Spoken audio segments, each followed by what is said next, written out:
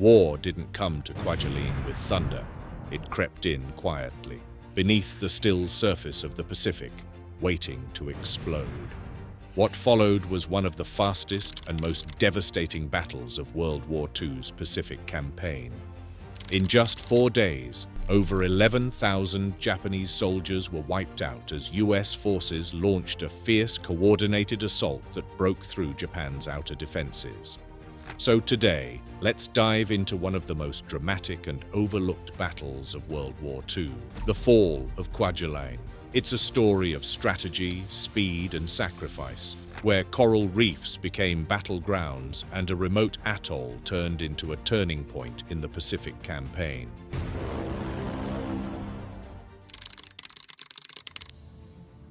Kwajalein Atoll, which is the world's largest coral atoll and comprises 93 islands and islets, is located in the heart of the Marshall Islands. Its lagoon is a natural harbor, broad, deep, and ringed by narrow coral islets that made it valuable for naval aviation and fleet operations.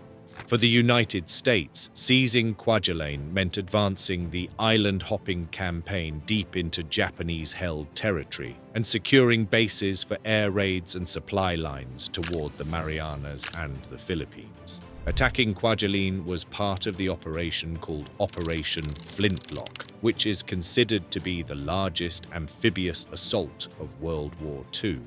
For Japan, Kwajalein formed part of an outer ring of fortifications intended to delay and bleed any American push toward the home islands. Japanese had fortified the atoll in anticipation of amphibious assault. They deployed tens of thousands across the wider group of Marshall Island, with a significant concentration on Roy Namur and Kwajalein. At Kwajalein, defenders carved bunkers into coral, emplaced artillery in concrete casemates, and prepared interlocking fields of fire. By late January 1944, United States assembled a powerful amphibious force that combined Navy, Marine Corps, and Army units. Task forces brought battleships, cruisers, destroyers, and carrier-based aviation according to a thorough and coordinated plan that emphasized pre-invasion bombardment, close air support, and concentrated, well-organized landings. The tactics reflected a hard-earned evolution. American commanders had studied the costly lessons of previous operations and prioritized overwhelming firepower and coordination to reduce beachhead casualties and to blunt the Japanese tactic of close-in, bunker-based resistance. Now, Japanese forces on Kwajalein numbered in the thousands. Many of the soldiers were well-trained, heavily indoctrinated, and prepared to fight to the last. The Japanese defensive doctrine emphasized tenacity and the refusal to surrender, instructing garrisons to hold positions in depth and to use natural reef obstacles and constructed defenses to deny American landings. On the islands of Roy, Namur, and Kwajalein, these defenses included anti-ship guns, coastal artillery, machine gun nests, and interlinked concrete bunkers that turned every narrow strip of beach into a potential killing ground. On January 31, 1944, American ships and aircraft opened a precise and punishing curtain of fire. Battleships and cruisers delivered broadside salvos that smashed exposed positions and reduced key fortifications to rubble. Carrier aircraft attacked airstrips, bunkers, and supply points. The amphibious landings that followed were executed with improved doctrine.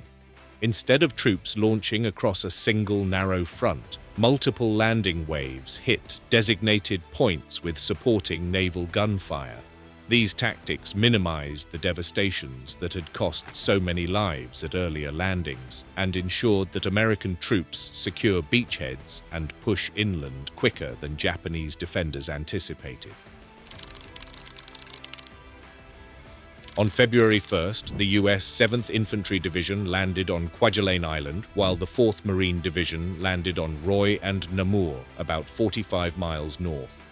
Once ashore, American forces found coral ridges, coconut groves, and concrete pillboxes, which created a claustrophobic map as lines of sight were short and death could appear from any patch of shadow. On the other hand, Japanese defenders, unable to repel the initial landings completely, reverted to tenacious local defense, sniper fire, well-placed machine guns, and suicide counterattacks designed to stall and bleed the Americans. But the intensity and coordination of American combined arms flattened those attacks. Close air support knocked out strong points. Naval guns fired towards suspected bunker positions.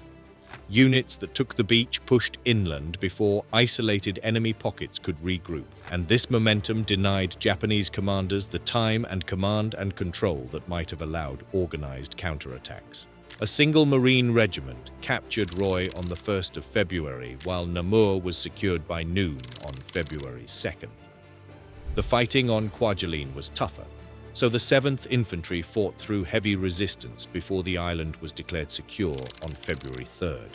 This resulted in a huge number of Japanese casualties. The high Japanese casualty figures arrived not from a single pitched battle, but from many small, grinding fights across narrow strips of land where defenders were often eliminated position by position. In roughly 4 days of fighting, more than 11,000 Japanese troops were effectively lost on the atoll. Many of the Japanese fell dead in their bunkers, refusing to surrender, while others perished while attempting last counterattacks. The collapse of organized resistance left behind a landscape dotted with ruined concrete and the personal artifacts of soldiers who had once hoped to hold the line.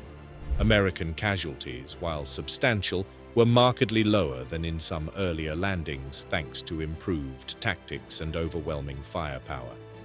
American ability to bring corporate force to the battlefield meant that the physical and operational defenses the Japanese had trusted were neutralized faster.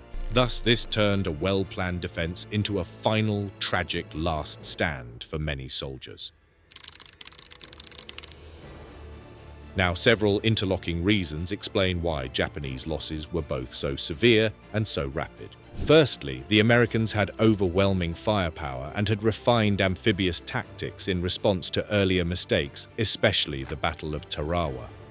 The close coordination between naval bombardment, carrier-based aircraft, and ground troops produced a synergy that the Japanese could not match in either quantity or flexibility.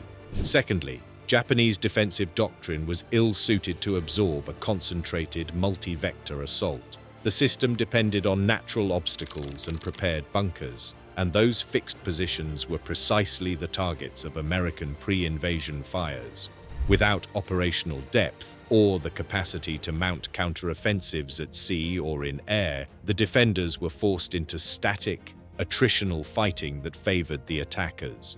Lastly, logistical isolation amplified the problem. The Japanese garrison on an atoll like Kwajalein could not be readily reinforced or resupplied under American air and naval superiority. Starved of replacements, ammunition, and sustained command communications, the defenders became vulnerable to defeat. That isolation meant the casualty numbers could soar without any prospect of meaningful regrouping or strategic redirection. The fall of Kwajalein had consequences well beyond the atoll's coral reefs. Tactically, it validated the island-hopping approach and the emphasis on combined arms assaults. American planners now had a template for future operations across the Central Pacific, whereas strategists used captured islands for airfields and naval anchorages that extended American reach, enabling subsequent operations. Also, the tactical lessons and the material advantages gained at Kwajalein shifted the balance of momentum in the Central Pacific Theater decisively in favor of the United States. For Japan, the loss represented not just a territorial setback, but also a psychological one. The rapid destruction of a major garrison signaled that the outer defensive ring was penetrated and that American forces were getting very good at coordinating multi-domain offensives. Moreover, losing 11,000 soldiers in a short span eroded the myth of inviolability that had been central to Japan's defensive planning. History records Kwajalein as a sharp inflection point in the Pacific War and World War II, less famous than Guadalcanal or Iwo Jima in popular recollection, but crucial for what it revealed about modern amphibious warfare and the costs of rigid defensive doctrine. The battle invites reflection on both the technological and human elements of war. It reveals how innovations in landing craft and naval gunfire coordination can change outcomes, and how doctrine and morale shape what combatants can and cannot do when the battlefield transforms faster than their plans allow. Now, what are your thoughts about this Battle of Kwajalein? Share with us in the comments section below. Also, if you liked this video, share it with your friends and subscribe to our channel for more interesting content.